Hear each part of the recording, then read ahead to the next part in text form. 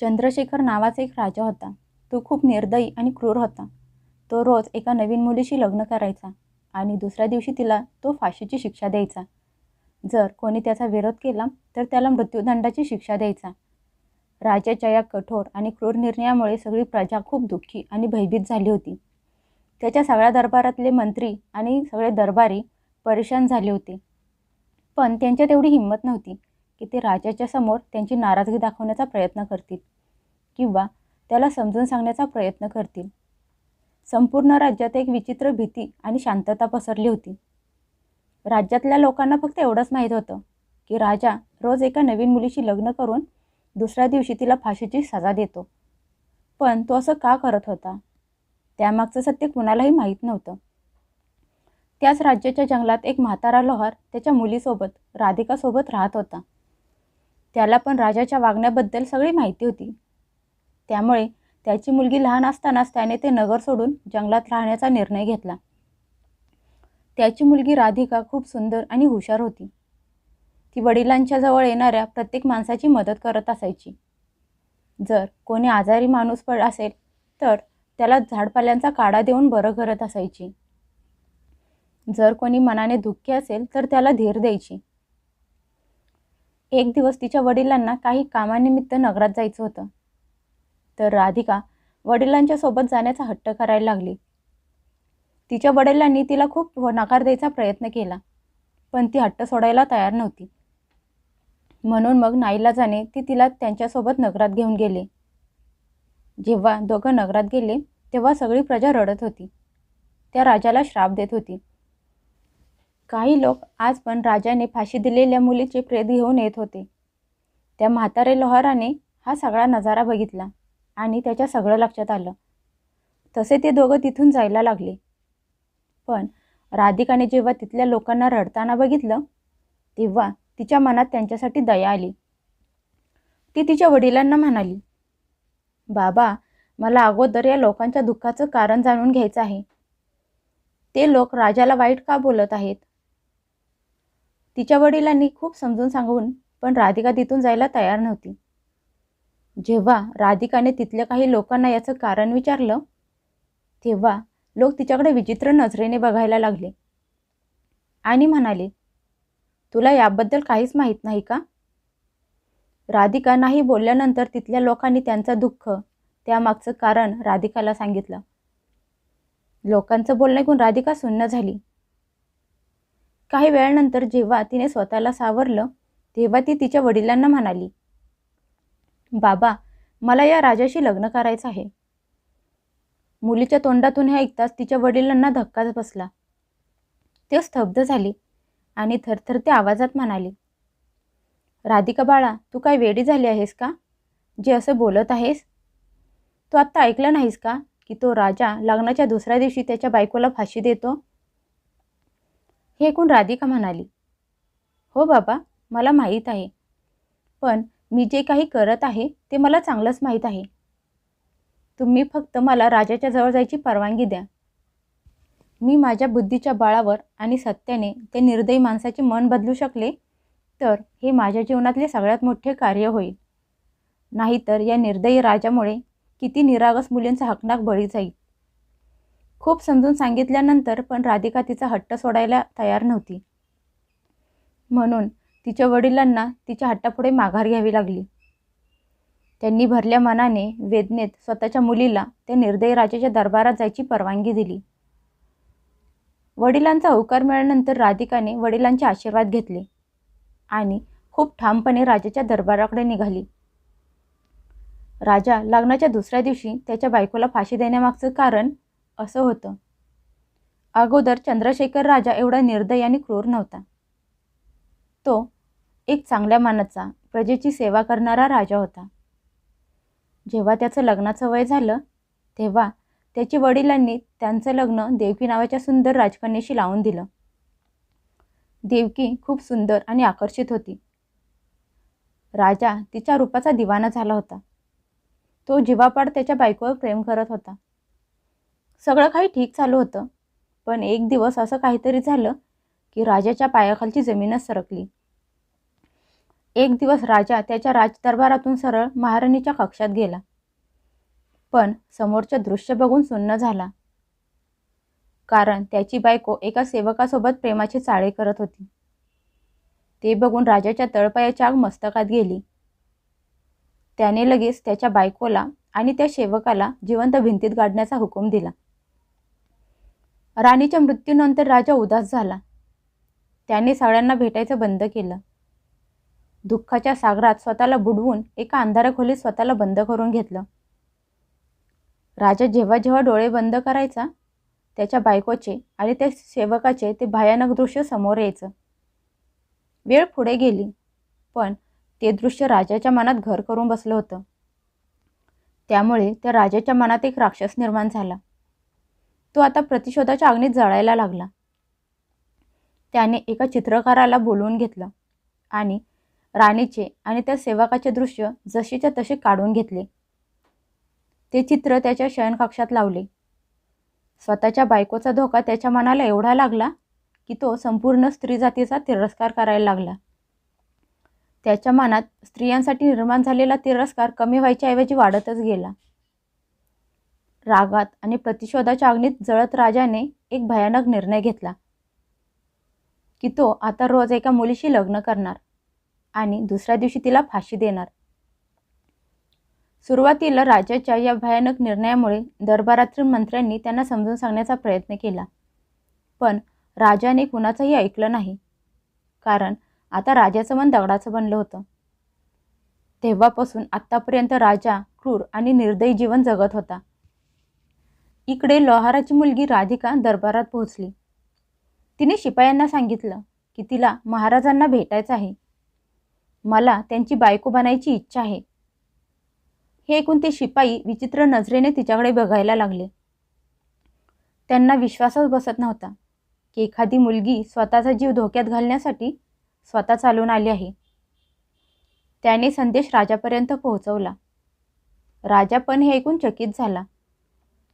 तो विचार करायला लागला की कुठली मुलगी स्वतःच्या मृत्यूला कवटाळत आहे. त्याने लगेच आदेश देऊन राधिकाला आत बोलवायला सांगितलं. शिपायांच्या सोबत चालत येत असलेल्या राधिकावर राजाची नजर पडली. तो तिच्याकडे बघतच राहिला. आजपर्यंत त्याने एवढी निरागस, सुंदर आणि शांत स्त्री बघितली नव्हती. राधिकाच्या डोळ्यात एक विचित्र आत्मविश्वास आणि सत्याची चमक राजाला जाणवली होती. अगोदर तर त्याच्या चेहऱ्यावर एक आनंदाचं हसू आलं, पण नंतर काही क्षणात ते हसू गायब झालं आणि परत चेहरा उदास आणि निर्दयी झाला. राजाने खूप गंभीर होऊन राधिकाला विचारलं, तू काय विचार करून इथे आली आहेस? तुला माहीत नाही का की माझ्याशी लग्न करणं म्हणजे मृत्यूला आमंत्रण देणं आहे? राधिका ठामपणे न घाबरता राजाच्या डोळ्यात डोळे घालून म्हणाली, हो महाराज, मला तुमच्याबद्दल सगळं काही माहीत आहे. मी सगळं माहीत असून पण तुमच्याशी लग्न करण्याचा निर्णय घेतला आहे. राजा हैराण होऊन म्हणाला, ठीक आहे, जर तुझा हाच निर्णय असेल तर मला काहीच प्रॉब्लेम नाही. मी उद्या तुझ्याशी लग्न करेन. दुसऱ्या दिवशी राजाचे आणि राधिकाचे लग्न झालं. राधिका आता त्या राज्याची राणी बनली होती. पहिल्या रात्री राधिका सजून शयनकक्षात राजाची वाट बघायला लागली. तिच्या डोळ्यात एक अद्भुत विश्वास होता, जणू तिने आयुष्यातल्या सगळ्यात मोठ्या परीक्षेचा सामना केला आहे. काही वेळात जेव्हा राजा खोलीत आला तेव्हा नव्या नवरीच्या वेशात सजलेल्या राधिकाला बघून तो तिच्या रूपात हरवून गेला. पण तेवढ्यात त्याचं लक्ष भिंतीवर लावलेल्या त्याच्या मृत बायकोच्या चित्रावर गेलं. तसा त्याच्या डोळ्यात राग आणि तिरस्कार जागा झाला. त्या चित्राने त्याच्या सगळ्या जखमा ताज्या केल्या. पण राजाच्या मनात कुठल्या तरी कोपऱ्यात राधिकाचे साहस आणि तिचा निरागसपणा, तिच्या सुंदर रूपाची वेगळी जागा किंवा इज्जत तयार झाली होती. राजा रागात म्हणाला, तुला हे माहीत असून पण की उद्या सकाळी मी तुला फाशी देणार आहे, मग हा वेडेपणा का केला आहेस? हे ऐकून राधिका खूप नम्रपणे डोळ्यात कसलीच भीती न आणता आणि न घाबरता राजाच्या डोळ्यात बघून म्हणाली, स्वामी, हा निर्णय तर त्या देवाने केला आहे आणि त्याचा निर्णय मला कुठल्याही परिस्थितीत मान्य आहे. राजा म्हणाला, सकाळी तुझ्यासोबत काय होणार आहे हे माहीत असून पण तुला मरणाची भीती वाटत नाही का? राधिका म्हणाली, मला माहीत आहे, सकाळ होताच तुम्ही मला फाशी देणार आहात. पण त्या अगोदर आजची सगळी रात्र माझी आहे आणि प्रेमाचा आणि आनंदाचा कुठला ठिकाणा नसतो. उलट प्रेम मनाच्या आतमध्ये लपलेलं असतं. त्यामुळे आजची रात्र आपण प्रेमाने एकमेकांशी गप्पा मारू. राजा म्हणाला, तुझ्या या प्रेमाच्या बोलण्याचा माझ्यावर काहीच फरक पडणार नाही. राधिका खूप प्रेमाने आणि मर्यादेत म्हणाली, स्वामी, एका रात्रीसाठी का होईना मी तुमची बायको आहे. या नात्याने या रात्रीवर माझा पूर्ण हक्क आहे. सकाळी तुम्हाला जे करायचं आहे ते तुम्ही करा, पण आत्तासाठी तरी या रागाला शांत करा. राधिकाचं बोलणं ऐकून राजाचा राग शांत झाला आणि तो आरामात खुर्चीवर जाऊन बसला. राधिका म्हणाली, महाराज, आजची रात्र मी तुमचं मन राखण्यासाठी काय करू? कुठली कविता, कहाणी म्हणू का तुमच्यासाठी एखादं गाणं गाऊ? राजा म्हणाला, तू माझी एका रात्रीची बायको आहेस आणि या रात्रीवर तुझा पूर्ण हक्क आहे. चल, तू मला एखादी गोष्ट सांग. राधिकाने खूप नम्रपणे राजाला एक गोष्ट सांगायला सुरुवात केली. ती म्हणाली, महाराज, खूप काळापूर्वीची गोष्ट आहे. एका नगरात एक व्यापारी राहत होता. त्याच्या कुटुंबात त्याची बायको, एक तरुण मुलगी आणि 2 छोटे मुलगे राहत होते. मुलगी तरुण असल्यामुळे दिवस रात्र त्या व्यापाराला तिच्या लग्नाची काळजी लागून राहिलेली होती. त्याला पैसे गोळा करून त्याच्या मुलीचं लग्न धूमधडाक्यात करून द्यायचं होतं. पैसे कमवण्यासाठी आणि व्यापार करण्यासाठी त्याला दुसऱ्या नगरात जायचं होतं. लांबचा प्रवास होता. काही दिवसांनी घरी परत यायचं सांगून तो घरातून निघून गेला. जाताना प्रवासाला निघताना त्याच्या मुलीने काही खजूर वडिलांच्या हातात दिले आणि म्हणाली, बाबा, प्रवास खूप लांबचा आहे. भूक लागली तर वाटेत हे खजूर खा. ते खजूर घेऊन तो व्यापारी निघून गेला. लांबचा रस्ता आणि कडक ऊन. तो चालून चालून थकून गेला. तेवढ्यात त्याला रस्त्यावर एक विहीर दिसली. त्याने विचार केला की थोडा वेळ इथे बसून आराम करून खजूर खाऊन थंड पाणी प्यावं, मग आरामात पुढच्या प्रवासाला जाता येईल. हा विचार करून आरामात खजूर खात विहिरीच्या कडेला बसला. खजूर खाता खाता एक खजूर त्याच्या हातातून निसटून विहिरीत पडली. विहिरीतलं एकदम स्वच्छ आणि निर्मळ पाणी अचानक रक्तासारखं लाल झालं. तेवढ्यात त्या विहिरीतून एक रागाने लाल झालेला दैत्य बाहेर आला. त्याचे डोळे लाल आणि हातात तलवार होती. हे सगळं बघून तो व्यापारी घाबरला. तो भीतीने थरथर कापायला लागला. तो दैत्य रागात त्या व्यापाऱ्याला म्हणाला, मी तुला सोडणार नाही. माझ्या तलवारीने तुझे तुकडे तुकडे करणार. तो व्यापारी अगोदरच घाबरला होता. तो थरथरत्या आवाजात म्हणाला, दैत्यराज, मी तुमचं काय बिघडवलं आहे? माझ्याकडून काय चूक झाली आहे? तुम्ही मला का मारणार आहात? तो दैत्य म्हणाला, अरे मूर्ख माणसा, तू जो खजूर विहिरीत टाकला होता तो माझ्या मुलाच्या घशात जाऊन अडकला आणि तो मेला. तो व्यापारी म्हणाला, मला माफ करा. मला तुमचा मुलगा कुठे दिसला नाही आणि तो खजूर चुकून माझ्या हातातून विहिरीत पडला होता. तो दैत्य रागात म्हणाला, आम्ही दैत्य तुमच्यासारख्या माणसांना दिसत नाही. तुला खजूर खाताना सावधानी बाळगायला हवी होती. आता तुझं मरण निश्चित आहे. चुकून असो किंवा जाणून बुजून तू गुन्हा केला आहेस आणि गुन्हा तो गुन्हाच असतो. आता मी तुझे तुकडे तुकडे करून माझ्या मुलाच्या मृत्यूचा बदला घेणार. मरण्याच्या बदलात मरण हाच न्याय आहे. शेवटी तो व्यापारी हात जोडून म्हणाला, हे दैत्यराज, मला मारण्याने तुमचा बदला पूर्ण होत असेल तर मला तुमच्या हातनं मरणं मंजूर आहे. पण हात जोडून माझी एक विनंती आहे. दैत्य म्हणाला, कसली विनंती? तो व्यापारी भरल्या मनाने म्हणाला, माझ्यावर खूप सगळ्या जबाबदाऱ्या आहेत. मी खूप लोकांकडून कर्ज घेतले आहे. ते कर्ज फेडायचं आहे. माझ्या तरुण मुलीचं लग्न लावून द्यायचं आहे. एकदा ही जबाबदारी पूर्ण करू द्या, मग मी स्वतः तुमच्याजवळ येतो. मग तुम्ही मला मारून तुमचा बदला पूर्ण करा. हे ऐकून तो दैत्य विचारात पडला. असं बोलता बोलता सकाळ झाली. तशी राधिका गोष्ट सांगता सांगता शांत झाली. तिला शांत बसलेली बघून राजा म्हणाला, राधिका, तू अचानक गप्प का झालीस? पुढे सांग ना. त्या दैत्याने त्या व्यापाऱ्याला मारले का का त्याला काही काळाची सवलत दिली? राधिका म्हणाली, महाराज, रात्र संपली, गोष्ट संपली. आता सकाळ झाली आहे आणि माझ्या मरणाची वेळ आली आहे. राजा म्हणाला, पण कमीत कमी मला हे तरी सांग की त्या दैत्याने त्या व्यापाऱ्याला मारले का सोडून दिले? राधिका म्हणाली, महाराज, गोष्ट खूप मोठी आहे. सगळी गोष्ट सांगायला खूप वेळेची गरज आहे आणि माझी वेळ आता संपली आहे. हे ऐकून राजा विचारात पडला. काही विचार करून राजा त्याच्या नव्या नवरीला म्हणाला, तू काळजी करू नकोस. आपण वेळेला थांबून ठेवू. मी तुला एका दिवसाचे आयुष्य दान करत आहे. आता तू मला पुढची गोष्ट सांग. तेव्हा राधिका म्हणाली, नाही महाराज, गोष्टी तर रात्रीच्या सांगितल्या जातात आणि आता सकाळ झाली आहे. त्यामुळे तुम्ही तुमचा दरबार सांभाळा. पुढची गोष्ट तर मी तुम्हाला रात्री सांगेन. हे ऐकून राजा विचारात पडला की कितीतरी मुली माझ्या जवळ आल्या आणि मेल्या. सगळ्यांच्या चेहऱ्यावर मरणाची भीती स्पष्ट दिसत होती, पण हिच्या चेहऱ्यावर अजिबात भीती दिसत नाही.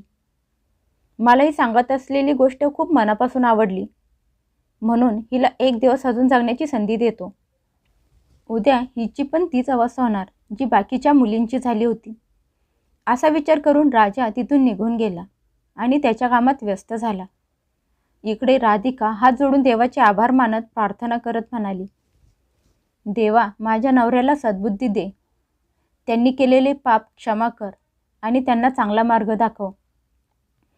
रात्रीच्या वेळी राजा खूप आतुरतेने राधिकाच्या खोलीत आला आणि म्हणाला, आता लवकर मला पुढची गोष्ट सांगायला सुरुवात कर. राजाची आतुरता बघून राधिका म्हणाली, महाराज, थोडा वेळ थांबा, वाट बघा. अगोदर मी तुमच्यासाठी जेवण वाढते. तुम्ही जेवण करा, मग त्यानंतर मी तुम्हाला पुढची गोष्ट सांगायला सुरुवात करेन.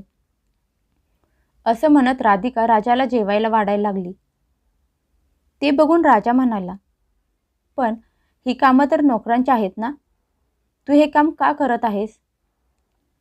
राधिका खूप प्रेमाने म्हणाली, स्वामी, नवऱ्याची काळजी घेणं हे एका बायकोचं कर्तव्य आहे.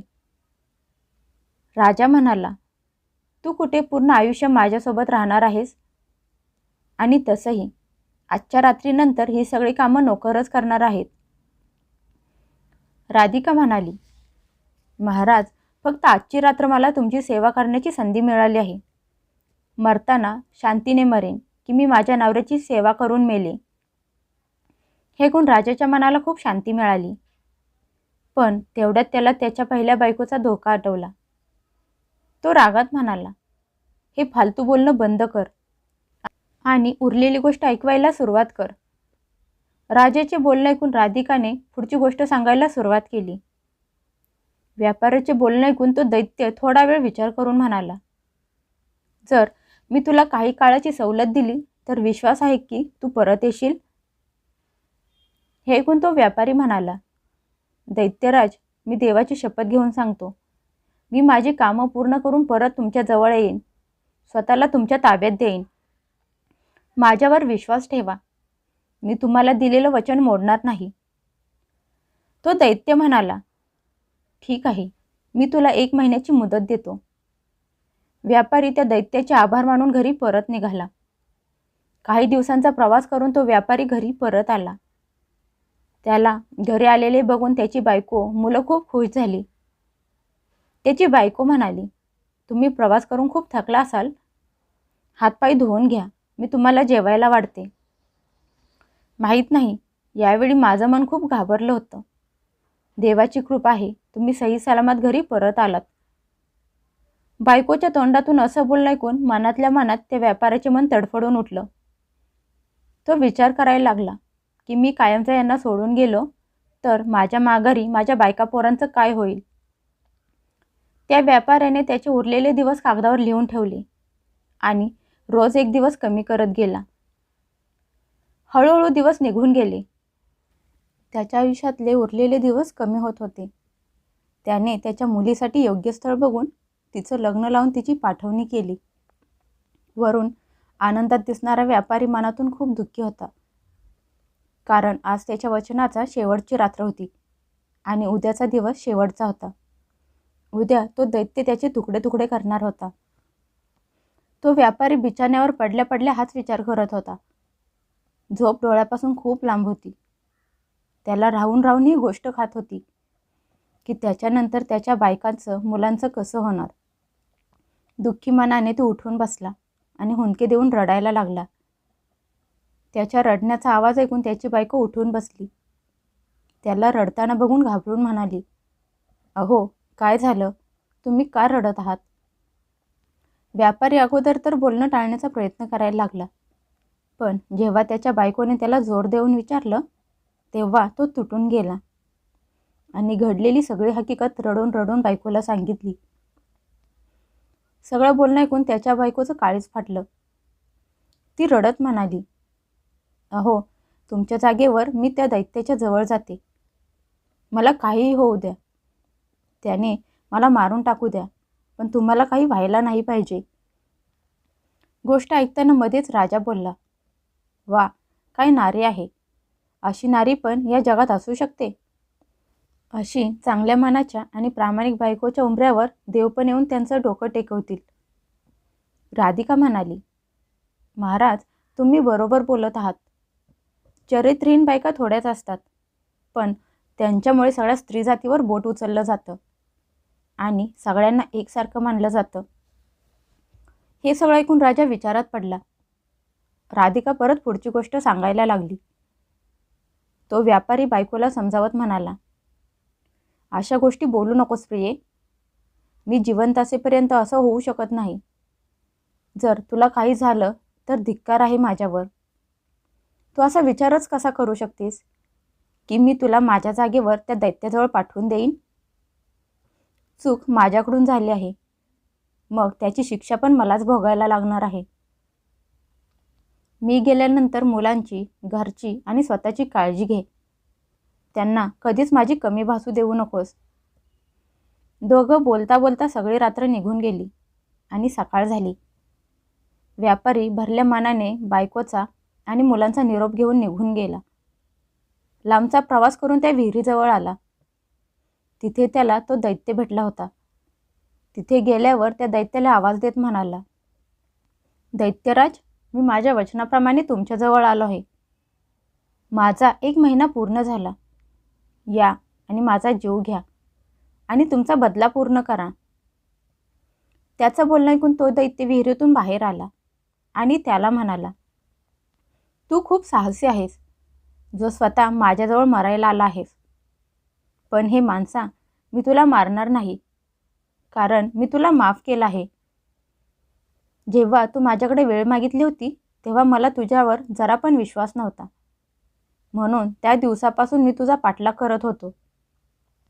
तू जे काही बोलला होता ते सगळं बरोबर होतं. आता परत जा आणि तुझ्या बायका मुलांचा सांभाळ कर. तुझ्यामुळे त्यांची रडून रडून खूप वाईट अवस्था झाली आहे." दैत्याचं बोलणं ऐकून तो व्यापारी खुश झाला आणि हात जोडून त्याचे आभार मानून तिथून घरी निघून गेला. गोष्ट संपता संपता राजा खूप भावूक झाला होता. तो आता राधिकाकडे प्रेमाच्या नजरेने बघत होता. राधिका म्हणाली, "महाराज, कुठल्या एका माणसाच्या चुकीची शिक्षा कितीतरी निष्पाप लोकांना देणं योग्य नाही. सगळ्या बायका अजिबात एकसारख्या नसतात. त्यामुळे जोपर्यंत तुम्ही हे चित्र तुमच्या खोलीतून काढणार नाही, तोपर्यंत तुमचं दुःख, वेदना कमी होणार नाहीत आणि तुम्ही प्रत्येक स्त्रीला चरित्रहीन समजत राहणार." एवढं ऐकताच राजाने त्याच्या धोकेबाज बायकोचं चित्र फाडून टाकलं आणि राधिकाच्या हातात घेऊन म्हणाला, "महाराणी, तुम्ही माझं मन पूर्णपणे बदलून टाकलं आहे. मी रागात येऊन माहीत नाही कितीतरी निष्पाप लोकांचा बळी घेतला, पण आज तुम्ही माझे डोळे उघडले आहेत." राधिका म्हणाली, "महाराज, आता तुम्हाला मला मारायचं असेल तर मारू शकता, पण माझी तुम्हाला एक विनंती आहे की तुम्ही मला शिपायांच्या हातून नाही तर तुमच्या स्वतःच्या हातून फाशी द्या. मला दुसऱ्या कोणी पुरुषांनी हात लावलेला अजिबात आवडणार नाही." तुमच्या हातून मेले तर माझ्या मनाला शांती मिळेल. राजा म्हणाला, मी तुला काहीही करणार नाही. माझा भ्रम तोडून मला त्या नरकातून बाहेर काढणाऱ्या देवीला मी कसा मारेन? जेवढं पाप मी केलं आहे, कदाचित त्यासाठी देव मला कधीच माफ करणार नाही. पण आता मला माझं उरलेलं आयुष्य माझ्या प्रजेसाठी आणि तुझ्यासाठी आनंदात जगायचं आहे. तिकडे जेव्हा त्या लोहाराला समजलं की त्याची मुलगी ठीक आहे, तिने महाराजांना त्यांच्या चुकीची जाणीव करून दिली आहे आणि राजा आता पूर्वीसारखा दयाळू आणि उदार मनाचा झाला आहे, त्याच्या आनंदाला पारावर उरला नाही. आता ते दोघं आनंदात आणि सुखात संसार करायला लागले. राजाने राधिकाचा समजूतदारपणा आणि तिचे बलिदान समजले आणि त्याच्या जुन्या भूतकाळातून बाहेर आला.